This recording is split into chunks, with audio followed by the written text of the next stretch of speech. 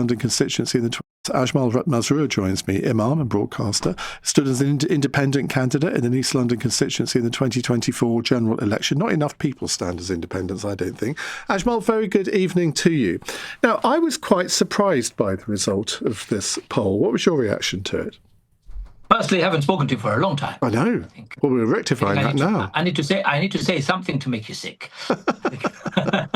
You did invite one, but nevertheless, what did I think? I'm not surprised, because people do vote on issues that are very passionate about. For example, Ukrainians would be voting about our policies on the Ukraine in local elections. They would do. Why not? Because they think it is the time to exercise their little right that they have, which is to exercise their views. Obviously, politics per se, we only get a chance once every 5 years to elect our local MP and then local council. We haven't informed our local people sufficiently to know the difference. And you're absolutely right. Local issues should be the more important issues. Education, transport, pothole, all of those local issues. People do absolutely feel passionately about what's closest to their hearts, whether they're Muslim, Jewish, or Hindu, or people of faith or no faith. Even environmental issues play a massive role in local elections, though most of the environmental policies would be dictated by the House of Commons national issues.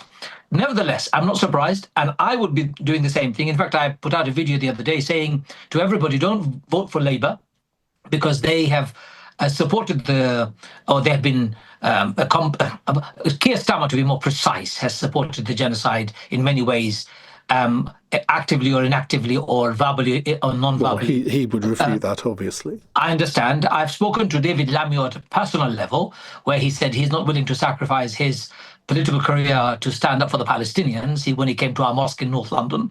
Yvette Cooper was in the same meeting. So I've said to people, don't vote for Labour Party, because they have even left their own principles and policies. I've said to people, don't vote for the Conservatives, because unfortunately, I know you maybe stood as a Conservative candidate once upon a time, but now I think you are looking at over and beyond the party label, more into what issues we should be voting for. But Conservative parties has abysmally failed the Muslim community with its Islamophobic rhetoric. Did you listen to the Shadow Justice Secretary, who was demanding that Parliament should condemn Muslims for voting Green in the last by-election? I mean, outrageous. And then I've also said, don't waste your vote with the Lib Dems, not really worth it. Green possibly, and then lots of independent. I've said that quite openly now, and I didn't say that before. I mean, you give the Greens a bit of a free pass there, but I mean, they do seem to have got a reputation now as to being a pseudo-Islam party. That's how they keep being described, which I can see why that might appeal to some Muslims. But in a sense, I'm slightly sad at this turn of events, because I think the more we go down the road of sectarian politics, where one particular religion votes this way, another votes that way, or one interest group predominantly votes for one party and the anti-one votes for a different one.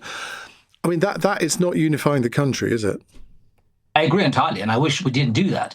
Firstly, let me just clarify. I'm not suggesting that Muslims should vote for, or anyone should vote for Green with their eyes closed. I certainly have my serious policy and ethical issues with Green, so I'm not going to be voting for Green myself. But if people want to vote away from the three mainstream parties that have let them down, this could be an option, but I'm advocating independent candidates. Secondly, the point about not bringing our communities together, it's fundamental to democracy that we allow plurality, but not allow division to flourish. What we are seeing now is the politics of cancelling, politics of double standard, politics of hatred, politics anti-immigrant, anti-this, anti-that. Unfortunately, that's the rhetoric of the world, Iain. It's what we're seeing everywhere, from America to our country, to Europe, to Australia, to Asia, even in India.